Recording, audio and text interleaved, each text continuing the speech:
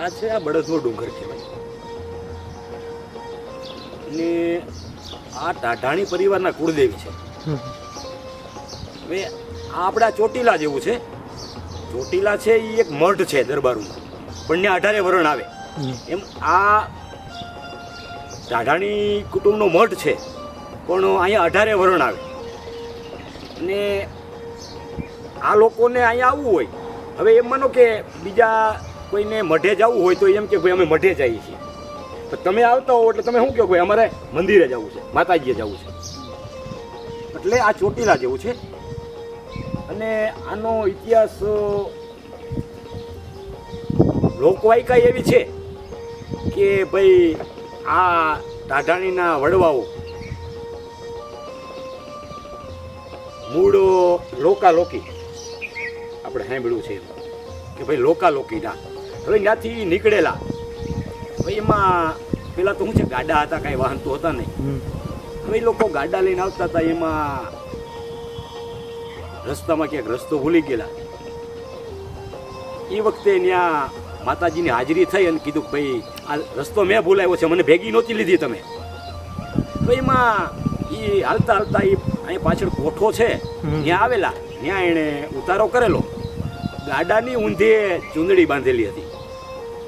હવે ચૂંદડી ત્યાંથી ઉડી અને અહીં જે આપણે બહાર માતાજી છે ત્યાં એમ કહેવાય છે કે માતાજી એમ કીધું ભાઈ આજથી મારા બહેણા અહીંયા માતાજીનો એ થાપો છે, જે બહાર થાપો છે. અને આ પાછળ પેલા ગામ હતું ભલગામ. પેલાના સમયમાં બારવટિયા ગામ ભાંગતા. અને જે ગામ બારવટિયા ભાંગે એ અપસુકન્યાળ ગણાય, એટલે એ ટીંબો ખાલી થઈ જાય, ત્યાં કોઈ રીએ નહીં. એટલે એ ભલગામ ભંગાણું અને હાલનું જે બળધુઈ એ વહાણું, કે ભલગામ ભંગાણું બળધુઈ વહાણું. અને આ જમીન તો એટલી બધી જાગૃત છે, આમાં તો કંઈક જોગમાયાઓ છે. હવે પહેલાના સમયમાં સંધિ બળદ વેચવા નીકળતા. હવે એમાં કોઈ સંધિ કબાલા ઉઘરાવવા માટે નીકળેલો. કબાલા એટલે આપણે અત્યારની હપ્તા સિસ્ટમ, પેલા એને કબાલા કહેતા. હવે એ કબાલા ઉઘરાવવા માટે નીકળેલો, એમાં આ બાજુ આવ્યો ને રાતનો સમય 10 સાડા 10 જેવું થઈ ગયું છે.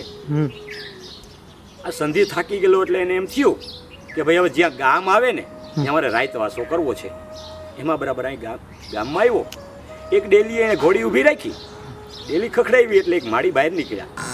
માળીને કીધું માજી હું વટે માર્ગું છું અને મારે રાતવાસો કરવો છે. તો કે ભલે બાપા. હવે એ ઘોડી ડેલીની અંદર લીધી, ગમાડે ઘોડી બાંધી. માજી એને બાજરાના રોટલાનું દૂધ એને વાળું કરાવ્યું અને ફળિયાની અંદર ઢોલિયો ઢાળી દીધો. પણ આ માણસ એટલો બધો થાકેલો કે એને તરત ઊંઘ આવી ગઈ. પણ સવાર થયું એટલે ન તો એ ગામ હતું ન ડેલી હતી. એક બાવળને થડે ઘોડી બાંધેલી અને એ નીચે જમીન ઉપર સૂતો હતો. પણ આ સંધિએ એની જે ઉઘરાણીના પૈસા હતા એ ઠેલો એ માડીને આપેલો. હવે ગામમાં જઈને એને કોઈને વાત કરી કે ભાઈ મારી હારે આમ બન્યું. એટલે ગામના ભાઈ કોઈક કીધું કે ભાઈ તારા પૈસા તને મળી જાય, પણ આ જ દિવસે અને આ જ ટાઈમે પાછો આવી જઈએ એટલે તારા પૈસા તને મળી જાય. હવે 1 વર્ષ પછી બરાબર એ જ દિવસે અને એ જ સમયે પાછો આવ્યો. એ જ ગામ હતું પાછું ત્યાં. એ જ ડેલી એને ઘોડી ઊભી રાખી અને ડેલી ખખડાવી એટલે એ માડી બહાર નીકળ્યા. કીધું બોલો બાપા. તો કે માડી મેં મારી તમને થાપણ આપેલી હતી. કે હા બાપા. એ પટારો ખોલી અને માલિકોથી ઠેલો કાઢીને એ ભાઈને આપ્યો. પણ આને જે ઉઘરાણી કરવાની બાકી હતી, જે લેવાની હતી, બીજા પાસેથી પૈસા જે લેવાના હતા, એ ઉઘરાણી કરેલી એ ઠેલાની અંદર પૈસા હતા. એટલે આ તો કોઈક જોગમાયા હોય. પણ આપણે જય દ્વારકાધીશ, જય માતાજી. કેમ છો બધા?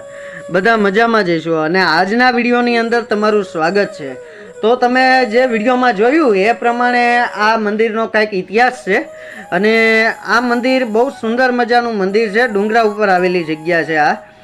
અને ભાવનગર રાજકોટ હાઈવે ઉપર આવેલી છે આ જગ્યા.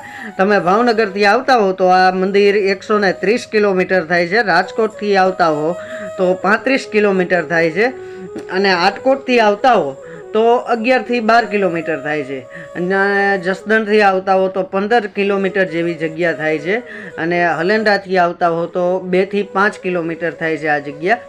તો આ જગ્યા બહુ સુંદર મજાની જગ્યા છે, સુંદર મજાનું વાતાવરણ છે, અને ડુંગરની અરતે ફરતે તમે જુઓ એટલે એટલી લીલીછમ વનરાઈ છે, અને મંદિરની જગ્યાની અંદર પણ બાગ બગીચા છે, બાળકોને મજા આવે એવી જગ્યા છે, અને આ જગ્યા આવીને એકદમ મન પ્રફુલ્લિત થઈ જાય, અને બહુ સુંદર મજાની જગ્યા છે. તો આ મંદિરની મુલાકાત અવશ્ય એકવાર લેજો, અને વિડીયો સારો લાગે તો વિડીયોને લાઈક કરી દેજો, શેર કરી દેજો, અને ચેનલને સબસ્ક્રાઈબ કરી દેજો. તો હવે મળીએ એક નવા વિડીયો સાથે. તો જય માતાજી, જય દ્વારકાધીશ.